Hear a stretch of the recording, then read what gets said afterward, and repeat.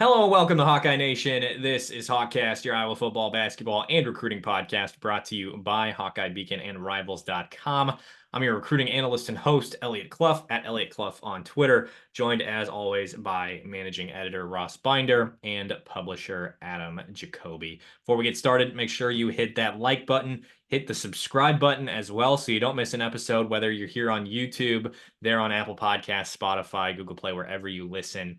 And of course, leave that rate and review as well. Big news for the Iowa football program yesterday. We learned more about it today at media availability. Caleb Brown, Leshon Williams entering the portal. Two very different situations. Leshon dealing with an injury, not seeing the field because of Caleb Johnson, plus Jazz Patterson, Kamari Moulton versus Caleb Brown, not getting the touches he wanted. It's very, and for a variety of reasons, apparently. It's just an odd situation at hand and a very different situation for both of them. Adam, I know you got something in the works on Caleb Brown, but I guess your initial thoughts on both of them, and then we'll go to you, Ross. Yeah, so my initial thought, certainly with Leshon Williams, one of the questions that we had asked Liddell Betts, the running backs coach, often was, yeah, you brought five good running backs back. You can't play five good running backs. No one can play five good running backs. And they had always been open about the fact that there are probably not going to be touches for everybody, not as many as all five of them want.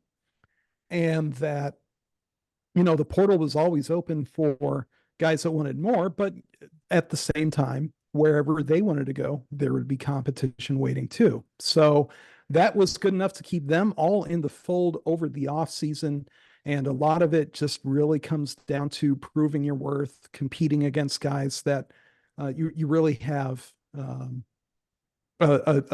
really strong bond with. And every time that we talk to the running backs, they mention how strong their bond was together. So I know, or I should say, I have every reason to believe that Leshon agonized about this decision and did not, that this wasn't just, oh, I'm not getting X amount of carries, I'm out of here. Like he understands that, this is everything that's involved in that he's going away from guys that he really cares about. And so at the same time, he's a guy that,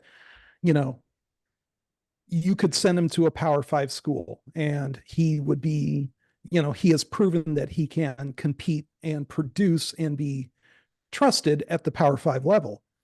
Alternately, you could look at him as a group of five running back, similar to what plenty of guys have done from Iowa in the past, and say, all right, you want to go to Northern Illinois? Like, the difficulty level there is you're living in DeKalb, but 25 carries a game for somebody like Leshon might just be the showcase or spotlight that he needs to really get in front of some NFL scouts. So it really does feel like this is going to be the best situation for him. And there's probably some Power Five program that looks at Leshon and says, and then looks at their own running back room and says, well, he can help us. And there are some that have thinner running back rooms than others. So it's going to be really interesting to see that.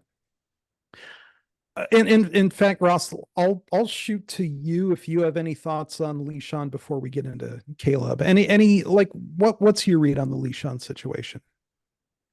I think that's the one that surprised me less in a way, because that was the one, you could see kind of the writing on the wall in terms of the playing time. And, it wasn't just that, because he had injuries in training camp that limited him. He got injured again and wasn't able to play the last two games. So you could see how that was a factor in what was happening. But, it was also clear that, he was firmly jumped by Caleb Johnson this year. The coaches like what they're getting out of Jazz Patterson and Kamari Moulton. So, there just were not going to be a lot of opportunities for him this year. And, this was going to be it in terms of eligibility. So if you wanted to, preserve that last year of college ball and be able to go somewhere and, like you said, kind of put on a spotlight, put on a showcase for himself.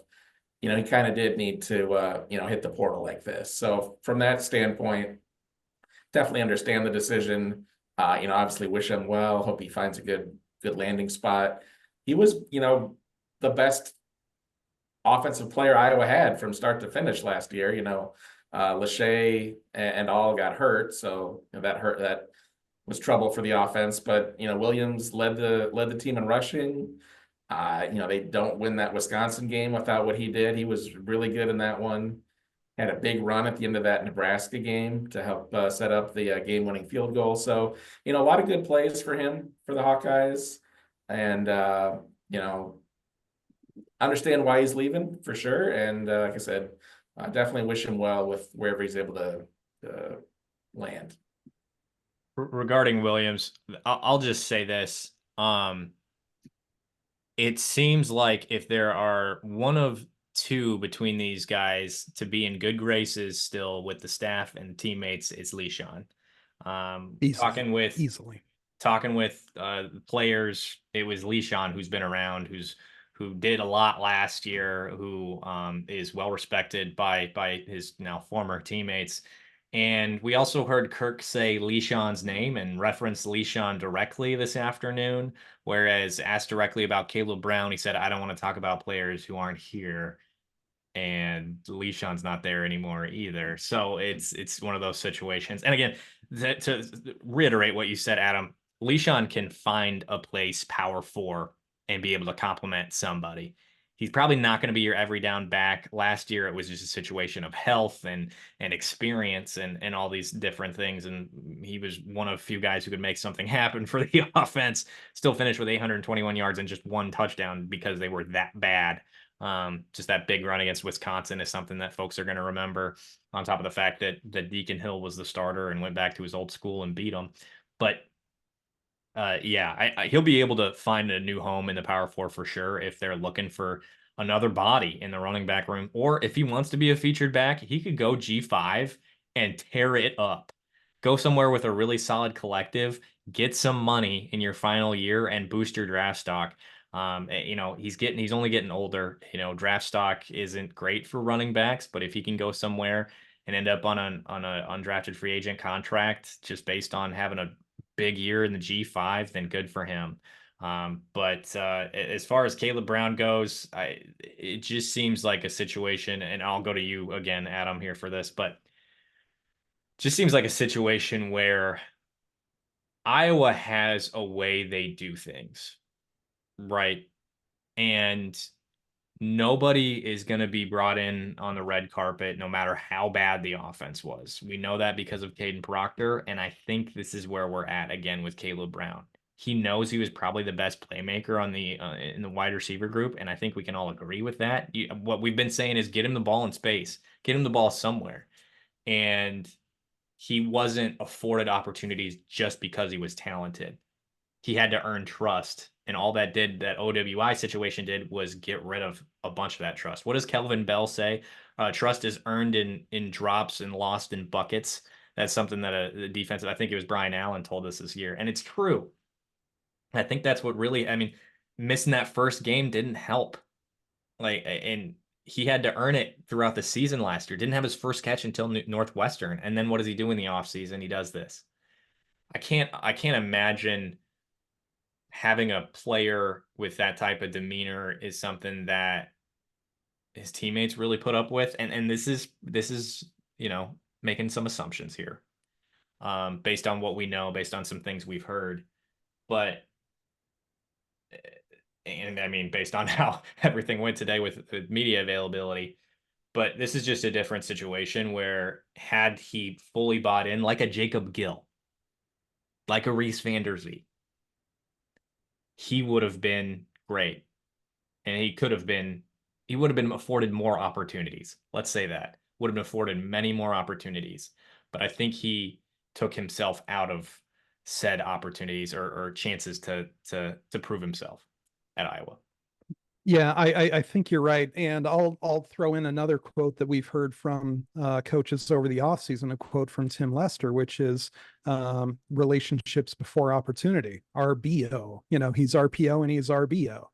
And the fact that this is Lester's first year with Caleb Brown, like he knows, I think he even mentioned a couple times during the preseason media day, he knows the talent that Caleb Brown has. But when they tried to get him the ball in space, and they had a slant call, queued up that was going to go a long way, and Caleb Brown missed it, and some of that was just poor footwork, according to Lester at the press conference for that afterwards and during the bye week.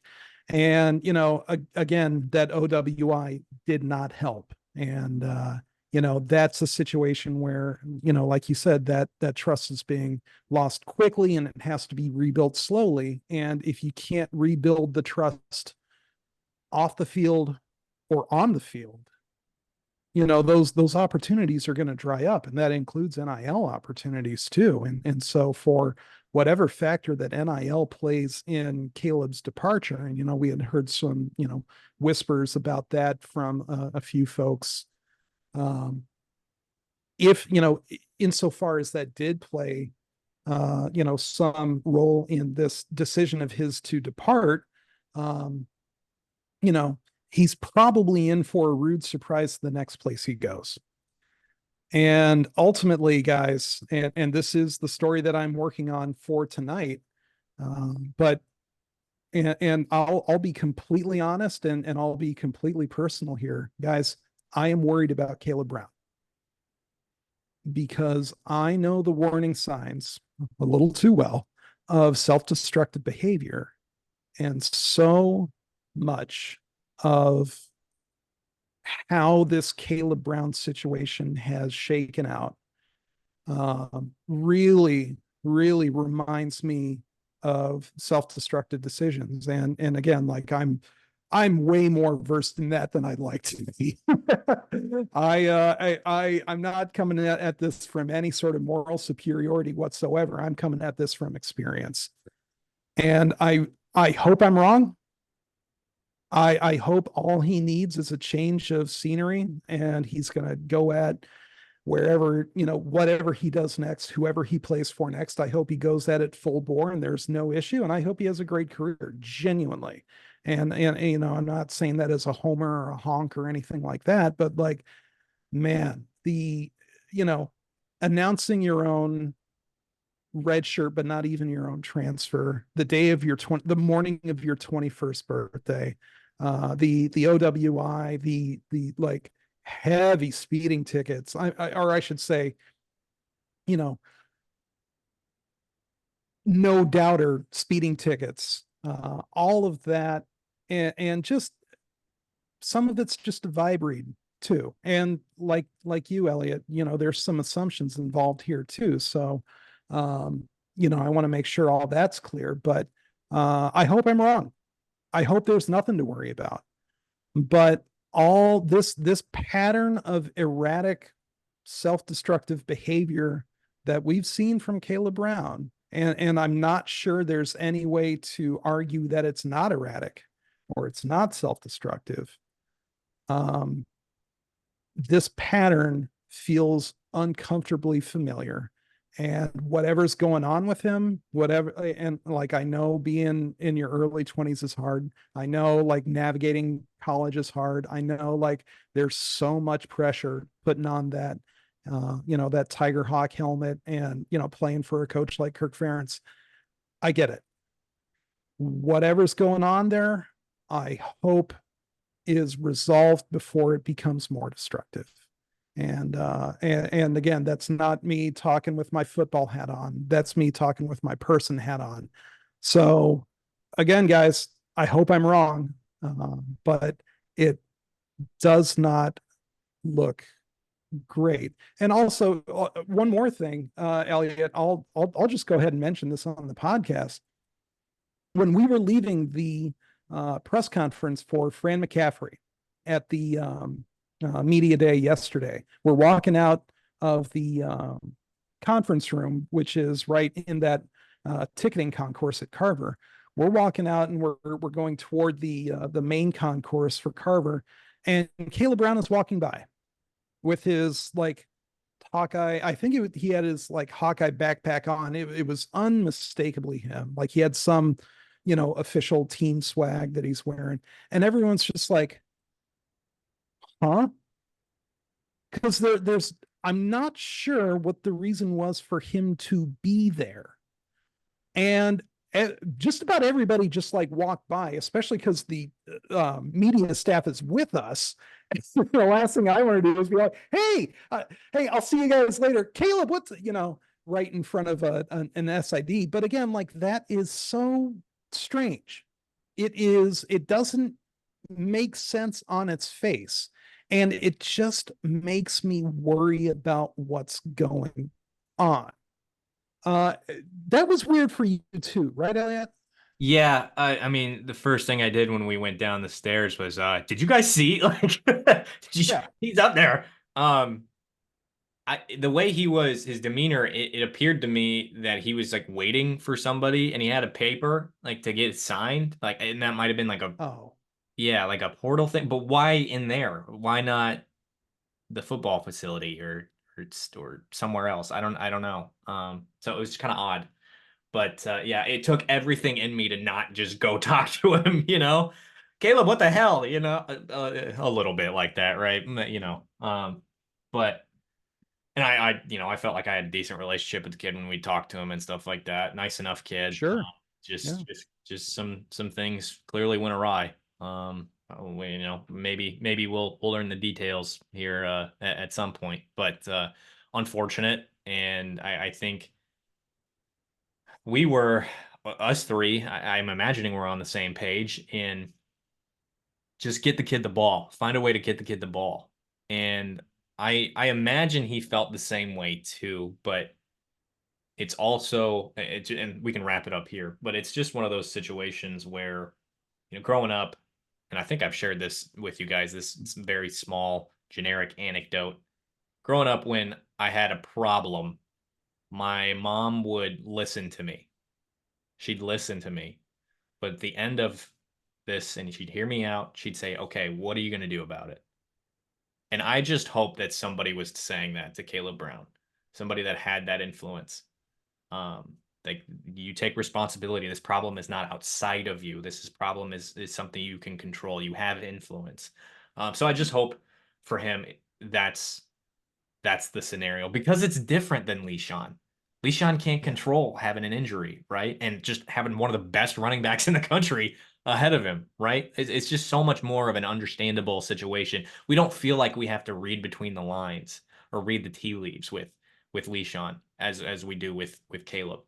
So again, it's an unfortunate situation. I don't know that. Okay, well, I can read Kirk Ferentz's quote to you from the article I put together this afternoon, because it was pretty blunt in that okay, here we go. The bottom line is this: not to be callous, but if a player isn't playing, it's not like you lose anything that way. If somebody hasn't really been playing, it's not like you're using a lot of contribution. That should be losing. That was a typo on my part. I got to go in and fix that. But losing a lot of contribution, if that makes sense. I don't know what the stats are on either player we're talking about this season. If Leshon had left last November, that would have been impactful. He was right in the thick of it and our best option at that point. He was also playing very well. I want to compliment him. It's really not the case now. So just a situation where you're really not losing any statistical impact. Like, I don't even know how we would say that it affects the team, because I don't think it really does, other than, morale wise, and losing a guy like Leshon who's been around for a while. Ross, I see you unmuted your mic. Yeah, I was you don't lose anything in terms of actual production, because there was very little from Leshon this year, and there was one catch from Caleb. What you lose is the potential. We had often talked about, get Caleb the ball, get Caleb the ball, get him the ball in space, get him in, handoffs, end arounds, whatever. And, if he's not there, then that's no longer an option. You don't have the potential for that weapon. But, again, there have been 5 games now, or 4, I guess. He was suspended for the first one, and there was the potential to use him in all of those, and we saw exactly how much he was used. So, there isn't any reason to think that he was going to be suddenly utilized a lot more in the remaining 7 games than he was in the prior 4 that he played this year, barring some significant change in some practice behaviors or off-field things or whatever contributed to him not, seeing the field more than he did the last, month or so. And this is something I tried to figure out today too, in that same vein, and Chad did as well. Chad Leistico asked Kirk about it. But like, why were things working for Jacob Gill, who transferred in this summer, and not working for Caleb Brown, who was around in the spring? Like, that's where we're talking about that level of buy-in, that level of, are you doing what you need to do? Because Jacob Gill clearly doing what he needs to do, and he doesn't have the talent that Caleb Brown has. I mean, Caleb Brown was a 5.8 4-star for us, whereas Jacob Gill was a 5.5 3-star, which barely gets you on the register of being ranked or rated for us at Rivals. And I mean, where did they start their careers, right? Jacob Gill starts at Northwestern, Caleb Brown starts at Ohio State. Very different, very different. And yet, Jacob Gill is the most productive wide receiver on the team this year. That should be telling itself. It really is. And, when I first read that quote, I, part of me, a little spidey sense, started tingling, because it is a little bit callous, especially for, that is a quote that if you're just taking it at face value, that's a quote that, you think about Charlie Jones. He could have said that when Charlie Jones left. And then what does Charlie Jones do? Goes to Purdue and just lights it up, makes his way to the NFL. And so it's I would say it's not quite that simple. And I think Kirk knows it's not quite that simple, but especially, with a little bit of understanding about what we, what that situation was with these two guys. I mean, one, they are clearly still secure in that backfield. They've got one of the great workhorses in college football this year at running back in Caleb Johnson. And even in a bye week, Caleb Johnson slipped from first in the nation in rushing yardage all the way to second. So like, he's your bell cow in the backfield. And then, like we've mentioned before, you still got Jazz Patterson. You still got Kamari Moulton. You still got, TJ Washington that you can trust back there. Although, he is more of the hybrid receiver. And based on the block that he tried to throw at Minnesota on the play that eventually sprung Caleb Johnson for that second TD, still a little bit of a ways to go in terms of, holding his own and blocking. But still, it's not as if the departure of Leshon removes a great deal of like a great deal of safety net from that backfield if, Lord forbid, something happens to Caleb Johnson. They would want Leshon in that scenario, but they would be okay if he doesn't, if he's not in that mix. And clearly that's been the case, because he hadn't been on the depth chart for most of the year. And that was even before he re-aggravated that injury. So I get it. I get it for him. Absolutely. And then, with Caleb, again, it's a matter of, what are we losing? Because he had every opportunity to earn his way back on the field and earn, some trust and good graces with the coaches, by all accounts. And it never materialized for whatever reason. And, if a change of scenery is exactly what Caleb needs to, get better at, being productive, then great. And I hope that Iowa fans don't turn this into Charlie Jones 2.0, because Charlie needed a different offense. I'm not sure this is a different offense, or I'm not sure there was a path for success for Caleb Brown left at Iowa. I'm really just not sure that still existed. it might exist somewhere else. I hope for his sake it does. But it really looks like that everybody understood that was sort of the last chapter of Caleb Brown in Iowa City. That announcement that he made Monday morning, and that was that. And yeah, Eliot, you're right. The fact that Kirk wouldn't even mention his name says volumes. We're going back to the Kirk Ferentz Jazz situation. It's about what he doesn't say. And when he mentions Leshon and not Caleb, you know what's up there. So again, it's too bad. But I don't think that quote is as callous as it reads. We'll put it that way. Okay. Now, other thing that we take away from today is that Cade McNamara is remaining the starter. Like, I don't know that was necessarily the takeaway, but I would say the takeaway is this quote from Cade when he was asked by Blake Hornstein about, well, Blake provided the context. Like, Cade was supposed to be the savior, right? 2 years ago, coming in from Michigan, that's what he was supposed to be. And Blake put that into context and asked, do you think you've lived up to what you wanted to be at Iowa? Do you feel like you've become what you wanted to, or done what you wanted to do? And so far, Cade's response was, I think right now I'm playing pretty solid. Obviously, there are some things I want to clean up, but these last couple weeks I've found a good rhythm and I'm getting through my progressions really fast. There are maybe a couple accuracy things, but I mean, that's going to happen. Cade finished 14 of 20, which is good in itself, like on its face, but for 98 yards, an interception, and lost 2 fumbles on Saturday. What was he against Minnesota? Like 9 of 20 for 62 yards, something like that.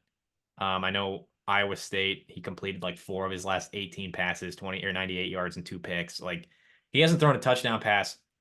I think we illustrated this on Saturday after the game, but he hasn't thrown a touchdown pass against an FBS opponent this year. Hasn't thrown a touchdown pass against a Power 4 opponent since the Big Ten championship game in 2021 against, you guessed it, Iowa. So it's like gaslighting, right? Like, it's telling you to believe something, or he believes something that we're not seeing with our eyeballs, right? And Kirk is doing the same thing. He's being Kirk, right? I didn't expect anything less necessarily in terms of, the questions about Brendan potentially taking over were going to be there. But for Cade to just come out and say like he feels like he's been playing solid, and other than a couple accuracy things, he feels good about it, is just like, you're not being honest. There's no way you're being honest, dude. And I can admire some self-confidence and a little bit of ego as a quarterback. Which, yeah, you would want from a quarterback. Absolutely. Yeah. But what was the stat I put in the article that you pointed out, Adam? He has 6 turnovers since he threw 3 touchdown passes against Illinois State. Hasn't thrown a single touchdown pass since that first game. It's 3 by themselves, 6 by themselves. That should be telling enough. I'm telling you, Brian Ferentz, and go ahead, Ross. I was gonna say, he hasn't cracked 100 yards against a FBS opponent this year. He had 99 against Iowa State, 62 against Minnesota, and 98 against Ohio State. So did he throw for over 100 against Troy? He did. He had 100. Okay. He was 19 of 23 for 176 yards against Troy. He was dealing. Yeah, so he has cracked 100 against an FBS opponent, not against a Power 4 opponent. Yeah. Right. And what I was just going to say is Brian Ferentz and Deacon Hill got run out of town for less. Yeah, I compared that third quarter by Cade against Ohio State was Deacon Hill-esque. I mean, that's what Iowa fans saw at the quarterback position last year in countless games, and were tearing their hair out. And what Cade did with those fumbles and that pick was not in any way better than Deacon. Yeah, what it also reminded me of was the last trip to Ohio State, where everyone's like, oh, Petrus is doing terrible. Put in Alex Padilla. And Padilla sure enough, goes in against that Ohio State defense, and it's just turnover after turnover. And it's like, oh, that's why he wasn't playing. And that was Cade's third quarter. That, it was a broken record there. And the fact that, go ahead. I was gonna say, what I see the difference there as Padilla had not played very much. He was the backup. We wondered why. We found out why. Deacon Hill, was very inexperienced until last season, for reasons we soon discovered why. But Cade McNamara, he's a fifth-year senior. He's coming to Iowa from leading Michigan to the college football playoff. Obviously, injuries have limited his playing time the years before this season. But this is not some wet behind his ear, quarterback prospect. This is one of the more experienced quarterbacks in the Big Ten right now. And yet he's producing, these are performances akin to these, very inexperienced or very challenged quarterbacks that we've seen in the past. So sorry, Adam, interrupted you. No, the last thing I'll add to this is, in addition to there being 3 turnovers in that quarter, the first one was on the first play of that drive. Third one was on the second play of that drive. They were deep in Iowa territory. Like McNamara, I mean, some of that is on the offensive line. Absolutely. There's some blame to be spread around here. And I'm not saying that Sullivan wouldn't have fumbled if he was hit like that by Sawyer. But the fact that these turnovers are happening in Iowa territory, and again, with Ohio State being the team that gets the ball in Iowa territory, and with the way that offense, that Buckeye offense was rolling, especially in that second half, that is, again, that's the sort of stuff that got Deacon and Brian run out of town. And I'm not saying that like fire Tim Lester, rah, he needs time. But we're talking about a 6-year quarterback. And, at some point he needs time for a kid who's almost old enough to rent his own car. It rings false, and it's not what Iowa fans want to hear, quite frankly. And it really does require a little bit more information from the coaching staff as to why McNamara is still the guy putting your team in the best position to win, because faith that he's going to be that 2021 McNamara that beat you in the Big Ten championship, that faith does not look like it's being fulfilled or rewarded at all. There are a couple things, a couple reasons I've felt more inclined to talk about Cade negatively, point out some of these issues as opposed to Deacon, is because Cade's almost my age. He's 24, I'm 28. He was brought in with these expectations, and we were told by the program that he was supposed to, he got the arm strength back. He's confident in the leg. He's, this is the guy that's supposed to lead us. All the things. And you also paid him a lot of money. A lot of money. I feel much, and to boot, one, and this is coming from Kirk, and Brian did the same thing about Deacon last year. They're telling you to ignore what you're seeing with your eyes. That is one of my biggest pet peeves in general, but like politics is like the epitome of that. And I want to get away from that shit as much as possible. We are in our jobs and in sports, which many people consider to be an escape, being told the same crap. Oh, he's progressing. He's our best chance to win. Like, what are you talking about? He's telling you to believe something that is contradictory to what you're seeing with your eyeballs, and that's bullcrap. It's just bullcrap across the board. And to pay a kid a grown man this much money and have the expectations for him to lead you to the promised land after years of struggle and the opposite to happen, it's not fair to the fans. It's really not. And especially those who donate to Swarm. I mean, I know somebody tweeted, I think it was yesterday, it was like, I'm never gonna give another dollar to Swarm. And I again, I have no personal vendetta towards Swarm or Brad Heinrichs, but if I was a fan, I would not be putting a single damn dime towards that collective either. After this, after Caden Proctor, after Caleb Brown. Those were the three big swings that Swarm made. Like those were the, if you want to be as crass about it as possible, those were the acquisitions, the talent acquisitions that they hung their hats on. And yeah, I'm not saying this as a like, man, this is all the Swarm's fault. This is all No, no, Brad's no, fault. no. I don't think any of Absolutely it's no. Brad's fault. Absolutely not. But Absolutely but not. like, fool me 3 times as a donor, especially if I'm a big donor, how am I supposed to, when we talk about losing trust in buckets, that's 3 buckets, guys. That's a lot of drops to earn that trust back. And I would assume, I would think that there's probably not a whole lot of football programs in the NCAA who are more eager for this house settlement and for the doors to open up for direct payments to universities than the University of Iowa. I would bet you anything they're in like that upper echelon of when can we do it? To further illustrate the point that this is not a problem that I have with, or we have with Swarm or Brad, the problem is at the foot of the NCAA, because this is the situation that they created over decades.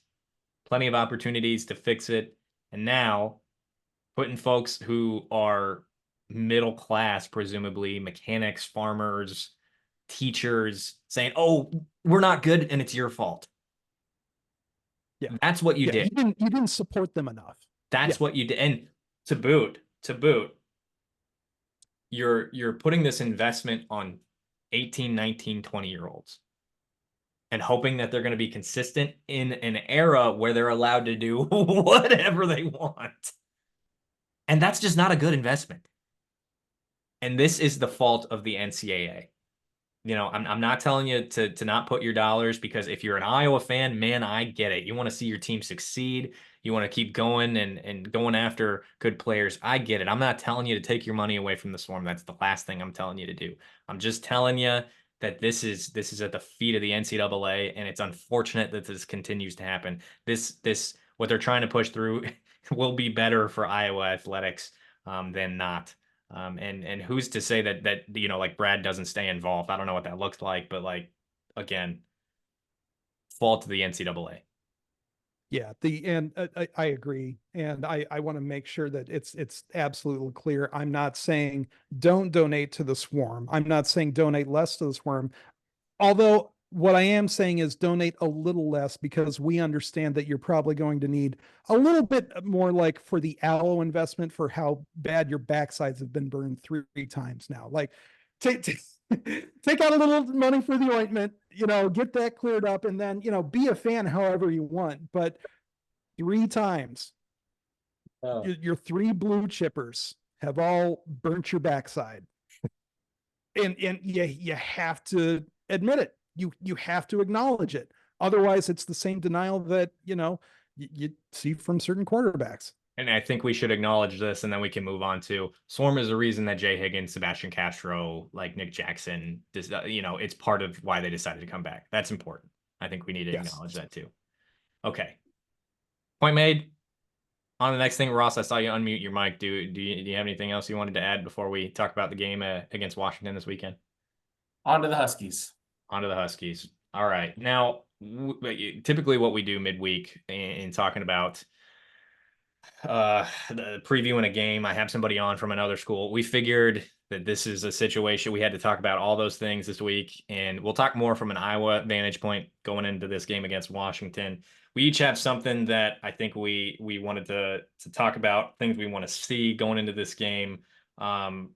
Ross, either you or Adam, I saw one of you guys added a time zone impact. Do we want to talk about that first before we talk about our 3 things we want to see? Yeah, I added that. And it's just, I mean, Big Ten teams this year are 2-10 when playing in a game that's two or more time zones away from their native time zone, as it were. So that would be like teams from the Midwest or East going out west, and vice versa, teams from the West Coast coming out east. So that travel and the time zone stuff that people talked about when the giant-sized Big Ten was created a couple years ago. So far, the on-field impact has been significant in terms of wins and losses. We'll see. Obviously, I'm sure teams will figure out how to adjust to this new reality. It's not going away. You're going to have to travel year after year, no matter what. So they're going to have to find ways to adapt. But right now, that adaptation has been rough, and teams have not been handling it well. And so, for Washington, that's going to be a real challenge, especially, I think, because you look at, the Big Ten and their wisdom has made this an 11 a.m. start time for the game on Saturday. That's a 9 a.m. Start for the Washington guys. Like, that is their body clocks, as it were. So that's going to be a big adjustment, and we'll see what impact that has on the field on Saturday. But so far this season, the teams that have had to travel and been dealing with those time zone issues have been pretty negatively impacted. We'll see from an Iowa standpoint. We'll see this on the other flip side when they go out to UCLA next month to play a game out there. So they'll be the ones dealing with playing at a weird time for them and dealing with the travel and the time zones. So I do think that's going to be a factor on Saturday, though. Yeah, the only instance that I've seen of a time zone change actually like helping a team, I would say, is last week's game of Miami at Cal. And you're probably thinking, well, now wait a second, Cal was up big. Miami looked listless until the end. Well, by the fourth quarter, the Miami's internal clocks were at about 2 a.m. And if there's one thing I know about Miami, it's that nothing stops at 2 a.m. Like Michael Irvin was more hyped by 2 a.m. than he was like in the first quarter. This is throwing Brer Rabbit into the briar patch. Like, oh no, don't make us do things in the middle of the night. We're Miami.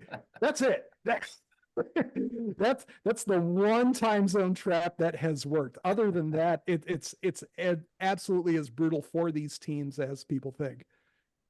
The other thing I'll note, Washington hasn't won a game on the road this season. They beat Weber State at home, Eastern Michigan at home, lost to Washington State, who I'm pretty sure is bad. I don't really know. They're bad. Okay. Washington State away, 24-19. They beat Northwestern at home, lost to Rutgers in Piscataway, then beat Michigan, the number 10 team in the country, who might be frauds. Number 10 team in the country, 27-17 at home. So, and that small sample size, it looks like away versus home is a big difference for them. And you throw in the time change, and I'm assuming they've never played in Kinnick, let alone when it's had 70,000 people. So that's probably going to be a factor for them in Iowa City, at least from the way I look at it. And of course, you mentioned all the different time stuff, Ross, but that's really, I mean, other than that, I think we need to hit on the fact that, well, they've got a new staff. This is a completely new team than the one that went to the national championship last year. New staff, new roster. Will Rogers has been a quarterback for like at least 2 decades in college football. Played for Mississippi State. I think he's in his final year of eligibility. Is he a 7-year guy or a 6-year guy? I think he's a 7-year. He might be in the male pattern baldness club at this point. Like he's like, what's that name? Get a job, right? Yeah. There's one of Trump, and then there's one of Whoopi Goldberg on The View. Yes. Get a damn job. Yeah. Anyway, so yeah, he's been around for a while, seen a lot of things, and played in a bunch of different offenses, and he's playing pretty well this year, as far as I know, too. So he's a guy that's seen a lot of things, seen a lot of defenses. That was something Jay Higgins pointed out today at media availability. So that's something to be aware of. They got a really strong running back too. But I'm still leaning Iowa for this one. Of course, we'll get to that in a moment. But yeah, as far as things that we're looking at going into this game, something maybe we want to see, or like a key for the Hawkeyes going into this one. I'll let you start, Adam. What's something that you're looking for Iowa in this game?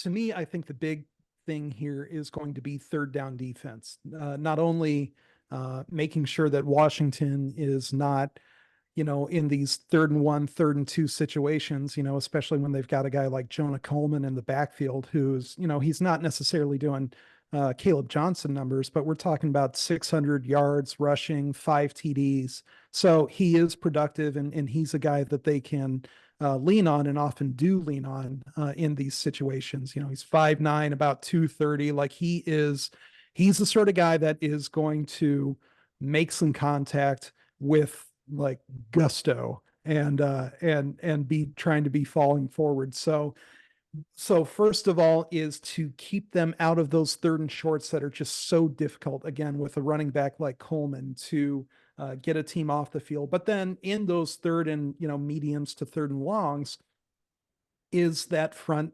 4/7/5 going to be able to create enough pressure to get Rodgers off of his game, because he's not a terribly mobile QB.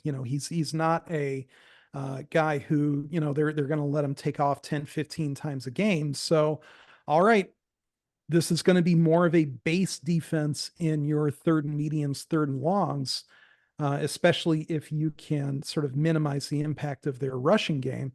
But then once that's the case, can you finish their drives?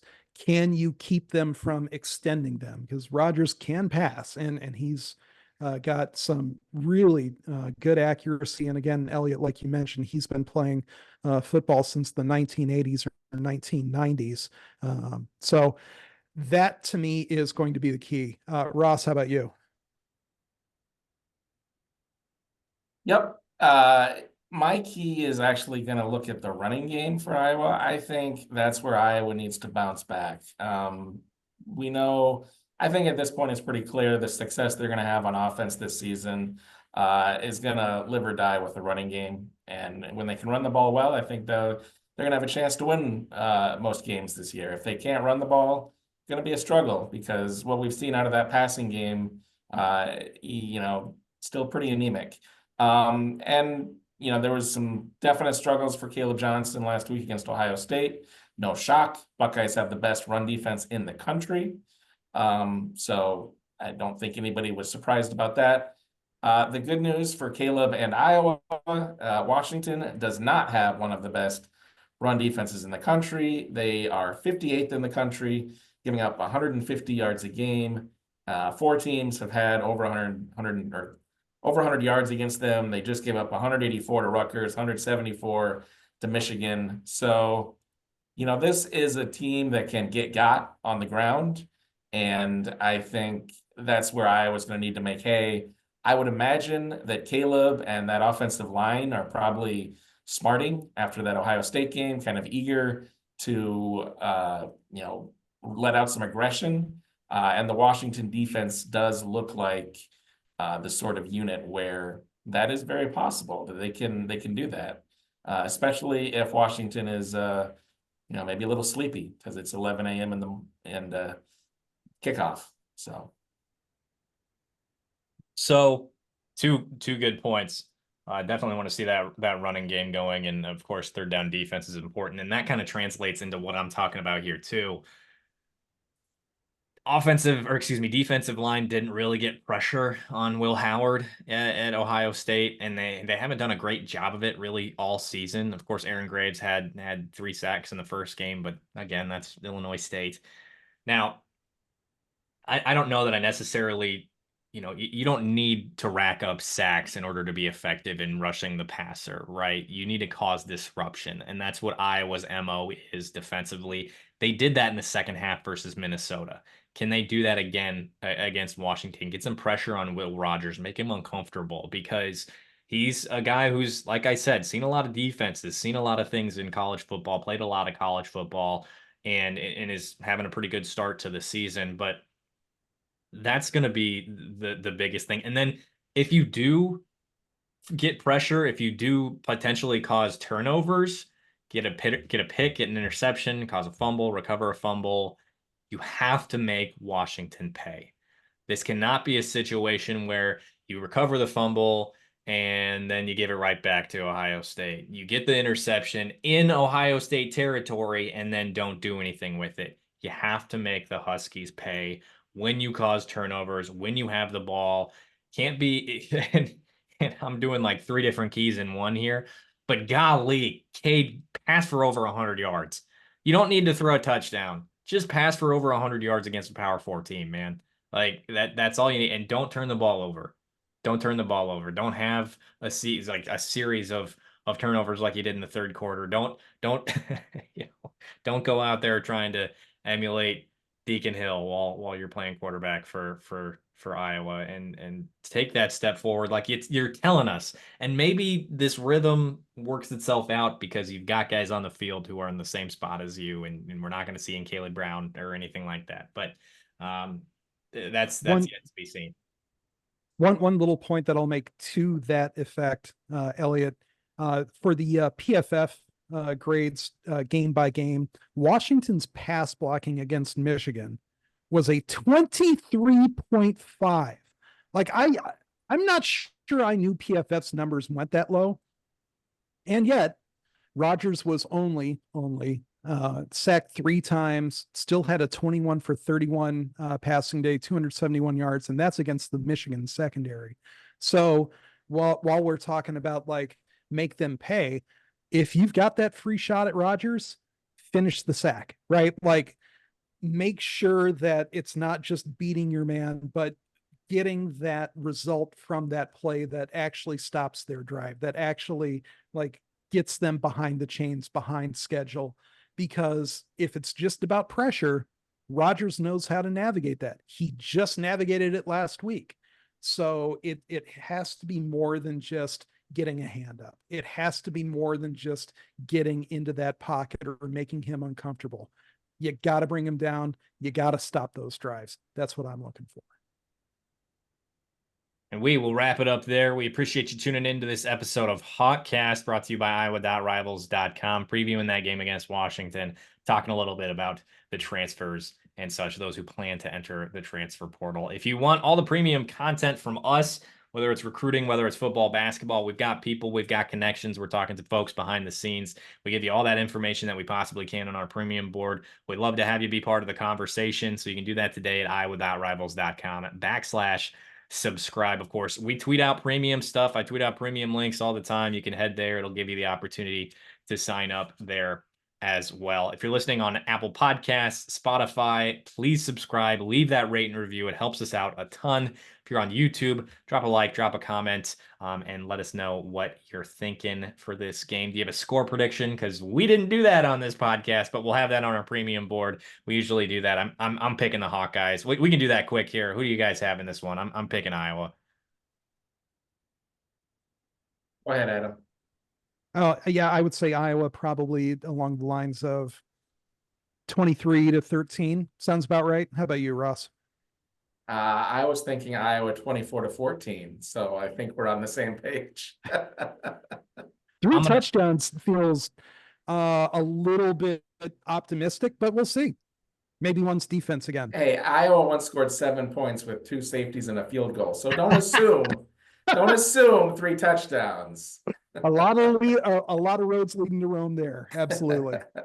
I'm gonna say I feel like we're getting back to a point where man hammered the under almost, especially in this one. So I'm gonna say I don't even know what the over under is. 20-13 Iowa, maybe 20-10, something like that. So we're 41.5 is the total. Okay. Yeah. Again, that seems optimistic too. All right. So again, you heard all the things. Like, subscribe, do all that. Drop your score prediction there in the comments. Let us know what you're thinking. Who wins, Iowa or Washington. For now, I am Eliot Clough at Eliot Clough on Twitter, joined by Adam Jacoby and Ross Binder. We will see you next time.